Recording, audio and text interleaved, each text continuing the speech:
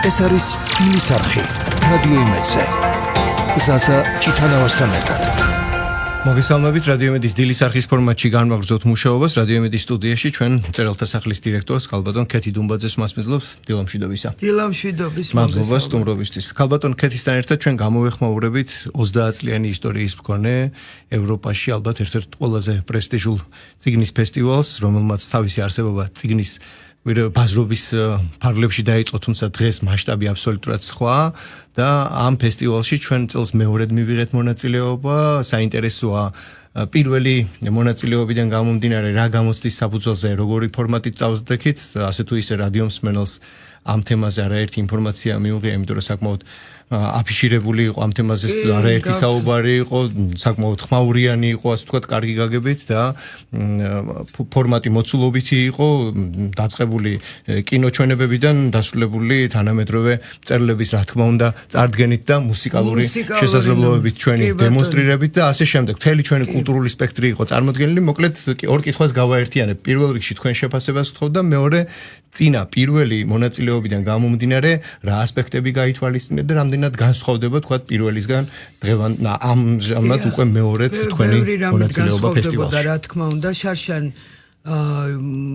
პრინციპში ჩაითვალა, რომ ფესტივალი წარმატებით ჩატარდა და მართლაც ასე იყო. მაშინ ჩვენ შედარებით პატარა სტენდი გქონდა და მაგრამ ძალიან საინტერესო დიზაინიც გქონდა და შინაარსობრივადაც საინტერესო იყო ძალიან და ყურადღება მივიქციეთ შარშან იმდენად რომ ფესტივალის დირექციამ გითხრა რომ მომავალ წელს თქვენ აუცილებლად უფრო დიდი სტენდით და უფრო ბევრი ღონისძიებით უნდა წარსდგეთ. მოთხოვნაც დაპეთაც მათგან წამოვიდა და იგრძნობდა. ამიტომ წელს შარშან უფრო გაგვიძნელდა თითქოს აი ეს კომუნიკაცია და ის მაგრამ წელს იყო ყველაფერი ძალიან შედარებით ადვილი მათთან ურთიერთობაში, იმიტომ რომ ისინი დარწმუნდნენ რომ ეს არ იყო თქვათ რაღაც ფესტივალი თავის თამასას შეინარჩუნებდა ჩვენი ჩართულობით და პირიქითაც. იმიტომ რომ ნახეთ რა ხდება, ჯერ ერთი დავიწყოთ იქიდან რომ წიგნის ბაზრობა, აი ეს სიტყვა ბაზრობა მათაც ყურში ხვდებათ უკვე და ფესტივალად გადაიქცა ეს ყველაფერი და ფესტივალი უფრო მეც გულისხმობს ვიდრე ბაზრობა. ბაზრობა არის მხოლოდ ყიდვა-გაყიდვა. არის წიგნის გაყიდვა, საავტორო უფლებების გაყიდვა და ასე შემდეგ და წარდგენა ვთქვათ მწერლების, პროზაიკოსების, პოეტების ნაკლებად ხდება უკვე, იმიტომ რომ ყველა გადასულია მხოლოდ ყიდვა-გაყიდვაზე, მაგრამ ჩვენთვის საქართველოსთვის, ისეთი პატარა ქვეყნისთვის ჩვენ გადავწყვიტეთ, რომ აუცილებელია წარმოაჩინო მთლიანად ჩვენი ქვეყანა. ამიტომ პროგრამაც ზუსტად ესე ავაწყეთ. შარშან მაგალითად ჩვენი სლოგანი იყო 16 საუკუნოვანი უწყვეტი ლიტერატურული პროცესი და ეს იყო მათთვის დამაინტრიგებელი, იმიტომ რომ რას ნიშნავს ეს ჯერ ერთი ქართული ალფავიტი გვეწერა ყველგან სადაც კი შეიძლებოდა და ესეც მოდიოდნენ და კითხულობდნენ რომ რა არის ეს უცნაური მოხაზულობა ასოებისა უცნაური და ულამაზესი ძალიან მოწონდა მოხაზულობა თან რას ნიშნავს ეს 16 საუკუნე და როცა შენ ეუბნები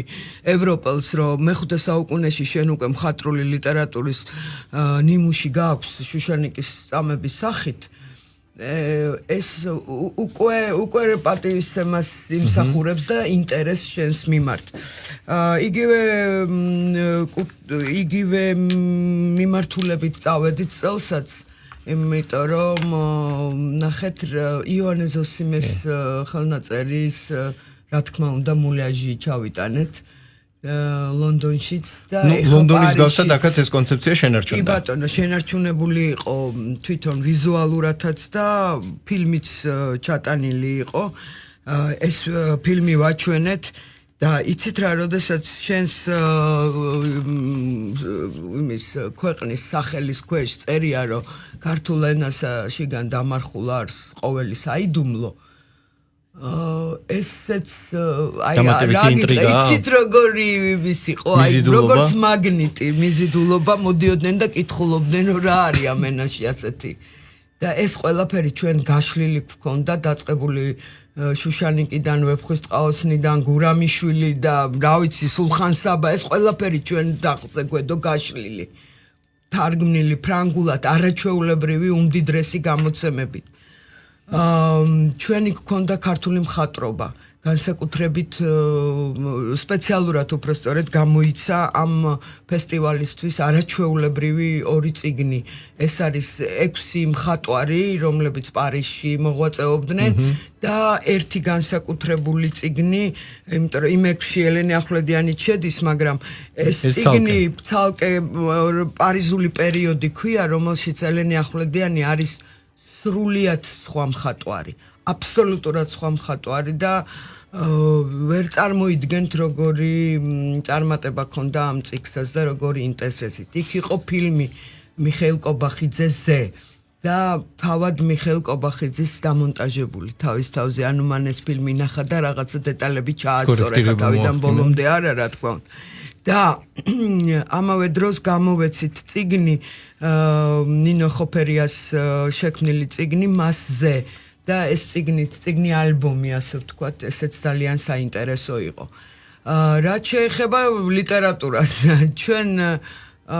ესე იგი 3 დღის განმავლობაში ყოველ ნახევარსაათში ჩვენ სტენდზე იცვლებოდა ღონისძიება. 8 გამომცემელმა წარადგინა თავისი გამოცემული წიგნები, ზოგს მათგანს ჩამოყვანილი ყავდა ავტორები, რომლებიც წარადგენდნენ და მათ შორის ეს კომუნიკაცია ყველაზე მნიშვნელოვანია. კი ბატონო, იყო ისეთი მძლავრი გამოცემები, როგორიც არის სეზამ პაბლიშინგი და ბაკმი, რომლებსაც ჰქონდათ არაჩვეულებრივი წიგნები და მრავალფეროვანი წიგნები და მათ შორის სხვათა შორის აი ბოლო გამოცემა მანანა მენაბდის მიგავარაკები ითარგმნა ინგლისურად ლონდონისთვის, ფრანგულად ვეღარ მოვასწარით, თქვენ იცით რომ ფრანგულს ეს დრო უბრალოდ თარგმანს ზოგადად დრო ჭირდება, მაგრამ ეს წიგნიც ძალიან წარმატებული იყო, იქ დაინტერესა ქართული ემიგრაცია მოდიოდა, რა თქმა უნდა და ისინი ეს ალკი კითხვა თქონდა, რამდენად მათთვის ეს განსაკუთრებული ღირებულება იქნებოდა და ემოცია. რა თქმა უნდა და აი ეს ხარბად დაინტერესება ქართული ლიტერატურით და ამ წიგნებით ესე ჩახუტებული როგორ მიაქვთ რომ ნახოთ გაგიჟდებით, ისეთ საინტერესოა ეს ყველაფერი. პანელური დისკუსიების ნაწილი რაც მნიშვნელოვანია. აი პანელური დისკუსიების რა თქმა უნდა იყო,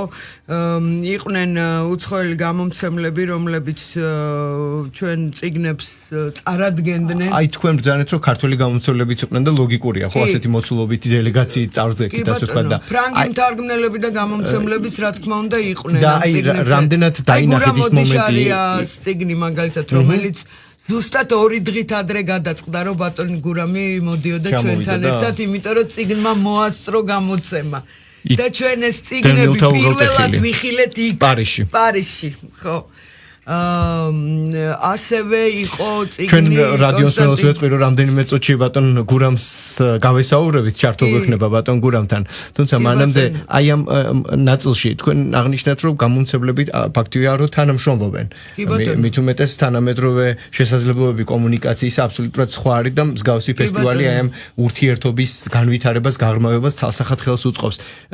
მომავალი თანამშრომლობის რაიმე პროექტებზე, პერსპექტივაზე გამოკვეთილი დიალოგი თუ რა თქმა უნდა იყო. ჩვენ ვისაუბრეთ, მე არ მინდა ხა წინასწარ რაღაცა დაუპირდე ჩვენ მსმენელს და მაყურებელს, მაგრამ რა თქმა უნდა ეს შეხვედრები იყო, რა თქმა უნდა იყო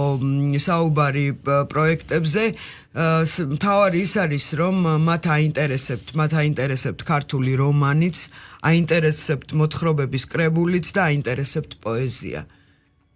პოეზიას უჭირს ყველა ქვეყანაში, მაგრამ არა საფრანგეთში, როგორც გამოჩნდა, იმიტომ რომ კიდევ ერთხელ დავწმუნდით უბრალოდ, იმიტომ რომ ჩვენი შეხვედრა პოეტებთან, რომელიც ჩატარდა იმისი ფესტივალის ბოლო დღეს, ეს იყო აი საოცარი ფეიერვერკი რა. ეს იყო ფრანგი, ანუ ჩვენი ქართველი პოეტები კითხულობდნენ თავიანთ ლექსებს და პარალელურად მე კითხულობდა ამას ფრანგი მსახიობი და ეს იყო არაჩვეულებრივი საღამო. Kalbatan keti poezიის ნაწილს ჩვენ აუცილებლად გამოვიხმაურებით, იმიტომ რომ კიდე ერთი ჩართვა გვაქვს უკვე კონკრეტულად პოეზიაზე ვისაუბრებთ, ახლა კი მანიშნებენ რომ ბატონი გურამია ხაზზე. ძალიან სასიამოვნო. თუ შეგიძლიათ ყურსასმენი მოირგეთ, ბატონო გურამ, გამარჯობა, გესმით ჩვენი ხმა? მოგესალმებით, ბატონ ზაზა მესმის კი, კარგი ის არის, კარგად ისმის. მადლობა დიდი რომ ახერხებთ გვერდთვებით პირდაპირ ეთერში, ბატონო გურამ. გამარჯობათ, ბატონ გურამ. გილოცავთ კიდევ ერთი წიგნის პრეზენტაციას ამჯერად არა საქართველოში, არამედ საფრანგეთის დედაქალაქში აი მნიშვნელოვან ღონისძიებაზე. პირველ რიგში გთხოვთ შეაფასოთ თქვენ როგორც თანამედროვე ქართულმა მწერალმა თქვენი ემოცია, თქვენი განცდა და თქვენი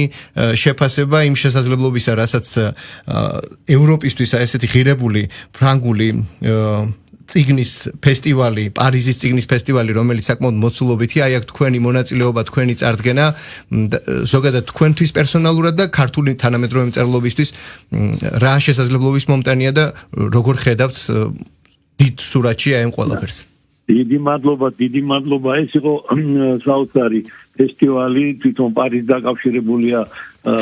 ხელოვნებასთან, მექა ხელოვნების მე-20 საუკუნის დასაწყისში განსაკუთრებულ გამოირჩეოდა და ჩვენი ცნობილი ხელოვანი მხატვარი იქნებოდა, მწერალი იქნებოდა, სულ იტყოდა პარიზისკენ და ჩვენი ოცნება იყო. ერთ დროს კულტურის სამინისტროში სამუშაობდი, დაახლოებით 10-12 წლის წინათ ქონდა პირველად მესაუბარი ხელმძღვანელობასთან ამ წიგნის ბაზრობისთან, მაშინ ვერ მოხერხდა და მაშინ ბაზრობა იყო. რატომღაც ვერ მოხერხდა და მე ვიყავი ძალიან განხარებული, როდესაც ვნახე ესეთი მასშტაბური ჩვენი სტენდი საქართველოს იყო წარდგენილი, წარმოჩენილი ძალიან კარგი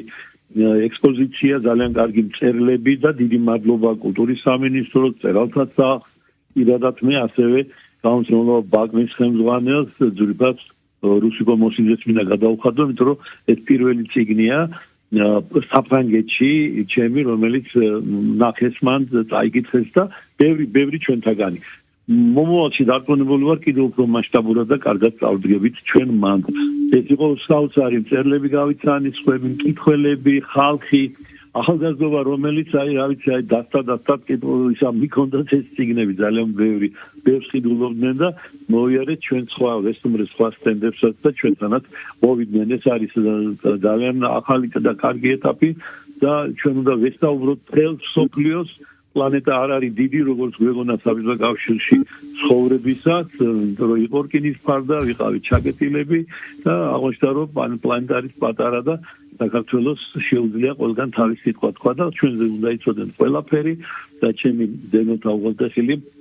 ეხება რას, ეს არის აფხაზეთის ომი და ის ტრაგიკული ფურცლები ჩვენი უახლოესი ისტორიის, როდესაც ჩვენ პოვებდით აფხაზეთს უღელტეხილით. ბატონო გურამ, მოხდა მან და რა ვნახე მე. ბატონო გურამ, აი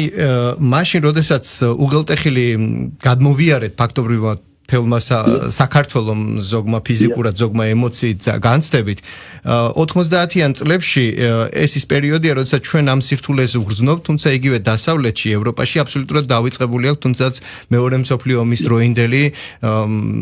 ომის ფაქტორი, იგივე საფრანგეთისგან დევნილი ხალხი როგორ ბრუნდებიან და ასე შემდეგ, ეს ემოცია მათთვის მივიწყებულია და განვითარების სხვა ეტაპზე იყვნენ ჩვენგან განსხვავებით და ჩვენ მაშინ ვცდილობდით მთელი სოფლიოსთვის, როგორც თქვენ ამბობთ, რომელიც ძალიან დაუსრულებელი და უზარმაზარი გვეგონა და კომუნიკაცია რთული გვეგონა, ვცდილობდით ყველასთვის აგვეხსნა და მიგვეტანა ყველამდე ჩვენი ტკივილი, იმისთვის რომ გაეაზრებინათ და აი ამ პრობლემის მოგვარებაში დახმარებოდნენ. დღევანდელი ევროპა, მათ შორის საფრანგეთი, სადაც თქვენ ამ წიგნის პრეზენტაცია მოახდინეთ, იმ პერიოდისგან განსხვავებით აბსოლუტურად სხვა მოცემულობაშია, მისთვის სიტყვა დევნილი თუ ლტოლვილი აბსოლუტურად ნაცნობია პრაქტიკულ სოციალურ ცხოვრებაში. აი ამ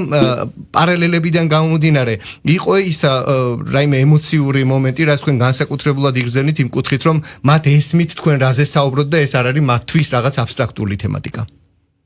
ეს ვიგზენი, როდესაც ამ წიგნის წარდგენა იყო, ანუ პრეზენტაცია, მაშინ მოვიდნენ ფრანგებიც, მოვიდნენ ჩვენი ემიგრანტებიც და ჩვენც უსმენდით ერთმანეთს, ჩვენ გვჭირდება ხოლმე ხანდახან საუბრებით ქართველი მწერლები და ყველანი ერთად ვინც ვიყავით, მან ისეთი სიტუაცია იქნება, რომ ყველანი ერთად რაღაც საუბრობ ძალიან ისეთ საკითხებზე, რომელთანაც დამოკიდებულება ხშირად იცვლება და თქვენ სწორი ხართ, რომ დღეს ჩაფიქრება მეტია ომზე და ჩაფიქრება მეტია მშვიდობაზე. მოვიდა ფრანგი ქალბატონი, რომელმაც მითხრა, რომ ესე იგი მე ასე ვარო შეძრულებულიო საერთოდ ამ მომებითო და თქვენაც მოყევითო ეხლა მე ამ წიგნს ავიკითხავ ყველაფერს ესე იგი ნახავ გაიხსენა ეგზუპერის წიგნი გამახსენდა მე როდესაც ეს გახსოვთ ალბათ რომ მეორე მსოფლიო ომის დროს ორ კვირაში ფაქტიურად საფრანგეთი დანებდა და მაშინ იყო მომენტი როდესაც გერმანელი ჯარისკაცები ტანკები და ასე შემდეგ ფრანგ გერმანელებთან მოხდა მათი რაღაც ხანასულა ერთად მოდიოდნენ რომელიღაც გზაზე და ეგზუპერი აღწერს რომ ეს ის პერიოდი იყო რომ არ იყო მათთან გამძაფრებული ჯერ ის ყველაფერაც მერე გამძაფრდა და ისინი ჩვილობას უხევდნენ დაჭრილებს თვითონ დევნილებში ვინც იყო საჭმელსაც ურიგებდნენ და ცოტა უცნაური სურათია და იმ ქალმა გადახედა თავიდანვე იმდა თქვა რომ თქვენ გაურბოდით სიკვდილს ხომ მე ვთხარი აქ რაც შემეძლო დავწერე უცებ დავწერე იმიტომ რომ მოვდიოდი უღელტეხილზე ფიქრობდი ამას თუ გადაურჩი აუცილებლად უნდა დავწერო რომ აი გითხოს ხალხმა თუ რა ვნახეთ იქ მეთქი და ნუ ერთი ბავშვი გამახსენდა სირიაში ომის საშინელი ომი რომ მიმდინარეობდა ამერიკელი ჟურნალისტი იღებს პატარა ბიჭს რომელიც ტირის ნახა საშინელება როგორ ხოცავენ ადამიანები ერთმანეთზე ბავშვი უნება ჟურნალისტს რომ მე ამას ყველაფერს ღმერთს მოუყვები აი მე მოუყვები რაც მე აქ ვნახე დედამიწაზე ეს ბავშვი რომ ღმერთის არსებობის წამდა და ამ ყველაფრის პოზა და საოცრად და გავიხსენე ჩემი გზას და მე ვთქვი რომ აი ვიღაცაზე ვფიქრობდი და ეხლა დაახლოებით 10 ენაზე არის თარგმნილი ეს დევნილთა უღელტეხილი ხო და მიხარია რომ ეს ახლა მოხდა საფრანგეთში მქონდა სხვა შეხვედრები სხვაებიც მოდიოდნენ უკვე პატარა ნაწარმოება დიდი კი არა და დიდი მადლობა ვისაც ჩამოთვალე ყველას იმ ადამიანს რომ სამენაზე გამოსცე ფრანგულად არის ეს უღელტეხილი ინგლისურად და ქართულად და იშვიათი შენაძენია ჩემთვის პირადად და ბედნიერ ვიქნები თუ სხვები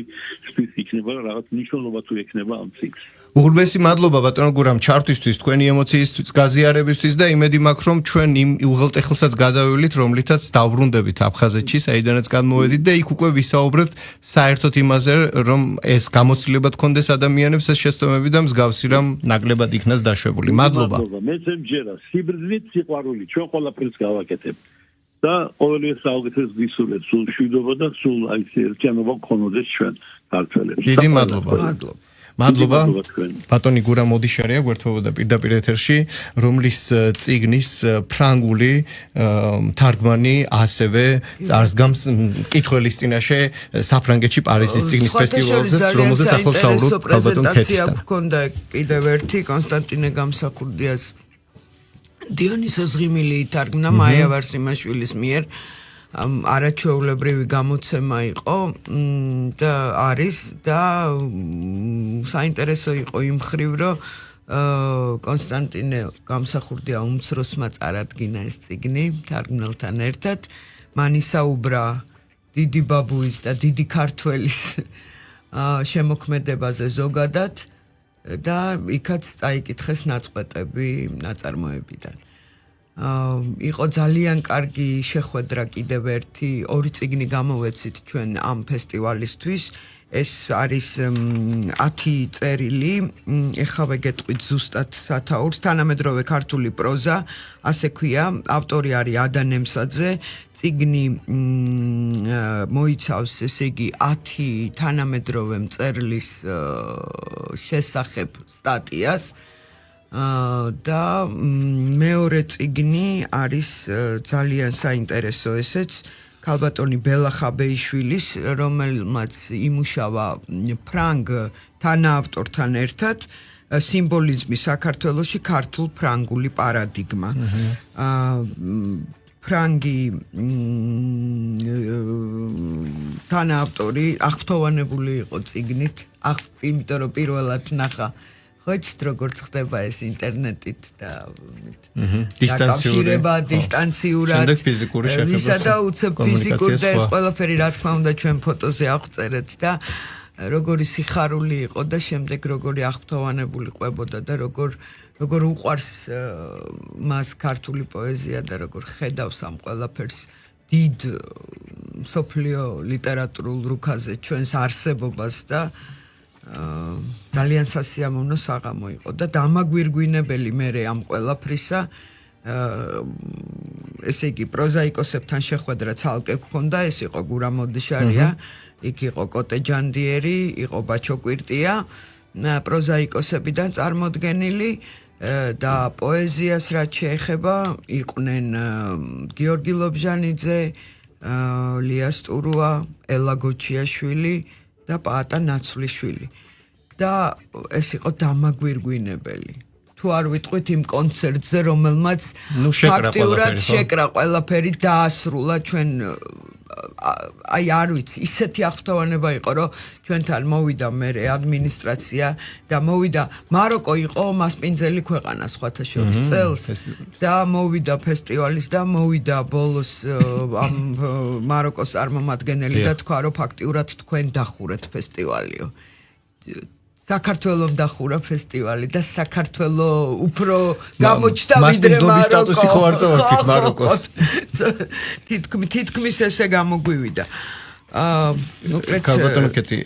თქვენ პოეზიაზე ისაუბრეთ და ახლა ჩვენ საშუალება გვაქვს პოეტს ქალბატონ ლია სტურუას გავესაუბროთ და მანიშნებენ რომ ჩვენ მას დაუკავშირდებით მაგრამ აი სანამ მიგი თავად გვეტყვის და გაგვიზიარებს თავის ემოციას აი პოეზიის ნაწილში რა იყო პოეტები საკუთარ ლექსებს კითხულობდნენ კომუნიკაცია იყო თუ მათი ლექსებიც იყო ასე თქვა თარგმნილი ფრანგულად და ეს სხვა დროს გამოცემულიც იყო ზოგი სპეციალურად ითარგმნა ამ დღეებისთვის აქ წარმოდგენილი იყო ხო მე გამომრჩა მთავარი სულ ახლახანს რამდენიმე 2 თვის წინ ალბათ გამოიცა გიორგი ეკიზაშვილის პოეტური კრებული და ბატონი გიორგი ვერ წამოვიდა პარიზში ჯანმრთელობის გამო მაგრამ ჩვენ მისი ლექსები რა თქმა უნდა იქ ფრანგულად წავიკითხეთ კი ბატონო აი ქალბატონ ლია იყო თავად და ახლა იგია ხაზზე გამარჯობა ქალბატონ ლია გესმით ჩვენი ხმა გამარჯობა მესმის კი მადლობა იმისთვის რომ გვერთვებით პირდაპირ ეთერში ქალბატონ ლია გაგვიზიარეთ თქვენი ემოცია თქვენთვის როგორც პოეტისთვის რა იყო პარიზის წიგნის ფესტივალში მონაწილეობა და ამ ფესტივალის ფარგლებში თქვენ მოგეცათ არ მხოლოდ კომუნიკაციის არამედ თქვენი ლექსის პუბლიკისთვის პარიზული პუბლიკისთვის წაკითხვის საშუალება დიახ იცით რა ჩემის აზრით ძალიან მნიშვნელოვანია ასეთი შეხვედრები იმიტომ რომ ჩვენ ქართველებმა ჩვენ ფაქტიურად ქართულ ლიტერატურასთან ერთად ევროპულ ლიტერატურაზეც ვართ გაზრდილები და ხა ვიცი ცოტა ისეთი ხმამაღალი სიტყვა მაგრამ ფაქტიურად რაღაცები ვიცი და მიყვარს ფრანგული ლიტერატურა ძალიან და არ იქნებოდა ცუდი რომ ფრანგებს სიყვარულზე ალბათ ჯერ ადრეა ლაპარაკი მაგრამ ცოდნოდათ ცოტა მეტი ჩვენი ქართული ლიტერატურის შესახებ აი ახლა მაგალითად მე ჩემთვის ძალიან მნიშვნელოვანია მწერლის განსაზღვრა პოეტი ვინ არის პოეტი ჩემთვის არავის ისე ზუსტად და კარგად არ განუსაზღვრავს ეს ამბავი როგორც ალბერ კამიუმ თავის სანობელო სიტყვაში განსაზღვრა რომ პოეტი არის სიზიფე რომელსაც ლოდი აქვს აკიდებული მხრებზე ადის მწვერვალზე აქვს ეს ლოდი და როგორც კი ადის აიტანს მაშინვე ვარდება ლოდი და მეორე დღეს და იმ მაშინვე ის უნდა ისევ ჩამოვიდეს და ისევ აიტანოს ეხლა რაშია საქმე პოეტის შრომა შემოქმედის შრომა იგივეა ის მართლადის ზემოთ თუ ის მართლა პოეტია ლოდით და როდესაც ავა მწვერვალზე თუ კარგად გამოუვიდა ეს ლექსი თუ მოთხრობა თუ ნახატი ეიფორია ეუფლება, ბედნიერების განცდა ეუფლება, მაგრამ რამდენხანს უნდა გაგრძელდეს ეს ისევ უნდა გააგრძელოს მან მუშაობა, ამიტომ ჩადის და ისევ და ეს მუდმივი ლოდის ზიდვა სიზიფე არის ფაქტიურად პოეტის ალტერ ეგო და არავინ უფრო ბედნიერი არ არის ვიდრე დროებით თვითმოხსნელი სიზიფე მე ძალიან მიყვარს პარიზი დავდიოდი ერთი პერიოდი ხშირად ცოტა დიდი ხნით ორი თვით ჩემს მეუღლეს მხატვარს ეპატიჟებოდნენ სიტე ინტერნაციონალ დეზ არში ანუ ხელოვნების ქალაქში და მეც დავდიოდი პარიზში ვწერდი მუშაობდი და ახლა როდესაც ნოტრ-დამში ცეცხლი გაჩნდა აი ვიჯექი და ვტიროდი ამ ფრანგებთან ერთად მინდოდა რომ მეც შემძლებოდა იქ ყოფილიყავი და რამე გამეკეთებინა იმიტომ რომ მიყვარს აი ესმერალდა ის კვაზიმოდო ის კლოდ ფროლო განსაკუთრებით კვაზიმოდო იმიტომ რომ მე მიყვარს ბოდლერი რომელიც ამბობს შარლ ბოდლერი რომელიც ამბობს რომ ჩვეულ სილამაზე არაფერი არ არის ჩვეულებრივია მაგრამ რახან ჩვენ ყველაფერში უნდა ვეძებოთ სილამაზე მახინჯშიც კი აი ვინც მოახერხებს და მახინჯიდან ამოიყვანს სილამაზეს აი ეს არის ჭეშმარიტი მშვენიერი ალბათ ხელოვანის დანიშნულებაც ერთ-ერთი ესაა ბოლოს მინდა ორი სიტყვით თქვა რომ ძალიან მინდა აი თუ ასე გავგებთ ერთმანეთს ჩვენ და ფრანგები ჯერ კიდევ საუკუნეების წინ ევროპული ორიენტაცია ქონდა სულხან-საბა ორბელიანს და წავიდა ლუდოვიკოსთან და დახმარება თხოვა და მე მინდა ადამიანურად როგორც პოეტს რა ვიცი როგორც ერთ-ერთ შემოქმედს რომ აი ვთქვათ წაიკითხონ თარგმანში გალაქტიონის ლექსი და რაღაც სევდა გაუცება გაკვირვება რაღაც მწუხარება ლამაზი და ნათელი მწუხარება იგრძნონ იმის გამო რომელსაც მე ხშირად ვიმეორებ დაღურის შეშლილი ცრემლებს მოგონებათა გამას ხშირად ვიგონებ ვერლენს როგორც დაღუპულ მამას დიდი მადლობა ქალბატონ ლია უღრმესი მადლობა ჩართვისთვის უღრმესი მადლობა ქალბატონი კარგად ჯანდებოდეთ მადლობა ქალბატონი ლია სტურუა პოეტი გვერდებოდა პირდაპირ ეთერში რომელიც სხვა პოეტებთან და მწერლებთან ერთად იმყოფებოდა პარიზის წიგნის ფესტივალზე უახლოვდება ჩვენი საეთერო დროც დასასრულს ქალბატონო ქეთი თქვენ აქ ამ ღონისძიებაზე წარმოადგენდით მწერალთა სახლს ხართ მისი დირექტორი თუმცა თქვენ მხოლობით რიცხვში არ ყოფილხართ და საკმაოდ მოცულობითი პალიტრა იყო ასე ვთქვათ ქართული კულტურისა წარდგენილი მე მინდა აუცილებლად ხაზი გაუსვა ამას ეს იყო უპრეცედენტო მხარდაჭერა იმიტომ რომ ყველა იდეა რაც კი ჩვენ სამინისტროში მივიტანეთ ყველა იდეა რაზეც თქვით რომ აი ამის გაკეთება გვინდა და ეს იქნება უპრიანი ამ ყველაფრისთვის რაც ხდებოდა 3 დღის განმავლობაში ფესტივალზე.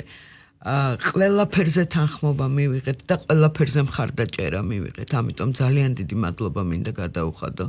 კულტურის სამინისტროს. ალბათ ამ ფესტივალის ერთ-ერთი მიზანი ჩემი აზრით უნდა ყოფილიყო ის რომ ძველთაობას ვინც ასე თუ ისე ისნობდა საქართველოს და ქართული კულტურის რომელიმე მიმართულებას მას ეს ჭრილობა კარგი გაგებით დახსნოდა და წერლებიც იყვნენ. კი ეს გაიხსენებინა და კომუნიკაცია ისევ დაემყარებინა თანამედროვე თაობას რომელმაც შეიძლება ნაკლები იცის ქართული კულტურის საოცარ ისტორიაზე ეს გაიგო აი ეს ბმა თაობათა და ქართული კულტურული შესაძლებლობების საფრანგეთამდე მიტანა ამ შემთხვევაში ევროპის ერთ-ერთი მთავარი წარმომადგენელია ხო საფრანგეთი აი ეს ქართული კულტურის კიდევ ერთი აი ამ პლატფორმის გამოყენებით გაზიარება ევროპული ცივილიზაციისთვის რამდენად სხვა ეპოქაა შედგა როგორ ფიქრობთ დიახ კი რაღაცა დოზით რა თქმა უნდა შედგა მაგრამ ჩვენ ჯერჯერობით ამაზე ესე ამაყად ვერ ვილაპარაკებთ იმიტომ რომ ეს წყვეტა რომელიც მოხდა საფრანგეთის ფაქტიურად ჩვენ ვიცით რომ აი მხატვრების შემდეგ თითქოს აი ესეთი ბმა აღარ ყოფილა მაგრამ ის რომ ჩვენ ახლა გვაქვს იმის შანსი რომ ძალიან ღრმად ჩავახედოთ ნებისმიერი სხვა ქვეყნის დაინტერესებული ადამიანები ქართულ ლიტერატურაში ამის საშუალება უნდა გამოვიყენოთ მთელი 100%. აი ცოტა ნაბიჯ, მაგრამ უნდა გამოვიყენოთ. ჩვენ უნდა შევძლოთ, რომ თარგმნოთ ქართული ლიტერატურა ძველიც, ახალიც და უახლესიც. აუცილებლად. იმიტომ რომ იქაც თქვი პარიზში რომ კაცობრიობას ჯერ მეტი არაფერი ისეთი არ მოუგონია რომელიც აი ამ ურთიერთობებს დაამყარებს, გააღრმავებს და დაანერგავს. ეს არის თარგმანი. და თქვენ ახსენეთ ქართველი და ფრანგითანა ავტორების მანამდე დისტანციური კომუნიკაცია, შემდეგ ფიზიკური შეხვედრა და ჩვენ შეგვიძლია საუკუნის წინანდელ პერიოდს დაუბრუნდეთ და იმ ეპოქას, როდესაც ჩვენი დიდი მაშინ დაუფასებელი მხატვრის შესაძლებლობა ნიკო ფიროსმანისა იქ საფრანგეთში იგრძნო პიკასომ და ის ცალკე ფასეულობა აი მაშინ იყო ეს იყო გუდიაშვილი წელენე ახვლედიანიც და ამ თაობის საერთოდ საფრანგეთში წასვლა იქ ყოფნა სანამ დამოუკიდებელი საქართველოს ასე ვთქვათ ის 3 წელი არსებობდა ეს ცალკე მონოპოლია უნდა გავამდიდროთ ის რაც აქვს პარის არა გვაქვს ჩვენ რაც ჩვენ გვაქვს ის არა აქვს სხვა ქვეყანას და ასე შემდეგ ამიტომ სწორედ აქეთ მიმყავდა ეს საუბარი, რომ ეს კულტურული უმაღლესი შესაძლებლობების გამზიარებლობა თუ მგრძნობელობა, დისტანცია აქ ვერაფერს ცვლის და საზღვრებიც არა აქვს ამას. ყოველთვის ქონდა ამის შესაძლებლობა. კულტურას ზოგადად ლიტერატურას, მუსიკას საზღვარი არა აქვს. თქვენ ვერ წარმოიდგენთ რა ხდებოდა აი მუზარმაზარ დარბაზში, რომელიც ისედაც სავსე იყო სტუმრებით, მაგრამ კარი იყო ღია, რამდენიმე კარი ქონდა ამ დარბაზს. და როგორ ნაკადად შემოდიოდნენ ადამიანები მუსიკის ხმაზე და როგორ დგებოდნენ და კონცერტის ბოლომდე როგორი ბრავოს შეძახილები იყო. ასეგები. ქართულმა მუსიკამ დაასრულა და შესრულებამ არაჩვეულებრივი არ ვიცი. მოკლედ სამწუხაროდ ჩვენი საერთო დრო მეტი საშუალებას არ გვაძლევს, მაგრამ როგორც მოვახერხეთ შევაფასეთ და გამოვეთმაურეთ პარიზის წიგნის ფესტივალს. ბევრს ვიმოგზაურებთ ბევრ ქვეყანას. ეჭვი არ მეპარება რომ ასევე წარმატებით მოხერხდება ლიტერატურა გვაქვს და ჩვენი კულტურული შესაძლებლობების დემონსტრირება. კი ბატონო, მოკლედ საკმაოდ მოცულობითი სტენდი, რომელიც პირდაპირ და ირიბი გაგებით მოქმედი და ქართული კულტურის წარსულის წარმომადგენლების გაცოცხლება იყო, ასე ვთქვათ, და ის რომ თანამედროვე ქართული მწერლები, პოეტები ასევე იყვნენ ჩასულნი, ეს შემოქმედებითი კავშირებისა და ჩვენი კულტურული განსაკუთრებული შესაძლებლობების დემონსტრირების კარგი პლატფორმა იყო. მადლობა თქვენ სტუმრობისთვის, აი ამ ყველაფერზე საუბრისთვის და იმეც ვიტოვებ, რომ პარიზის წიგნის ფესტივალი ერთხელაც ჩვენ შემოგთავაზებს მასპინძლობას, რადგან მაროკოსაც ასე და მით უმეტეს საკმაოდ სერიოზული და მოცულობითი წიგნის ფესტივალის მასპინძლობის გამოცდილებაც გაგვაჩნია. მადლობა, წარმატებებს გისურვებთ დროებით, ჩვენი სტუმართან დიალოგი რადიო იმედის Facebook გვერდზე აიძვირთება.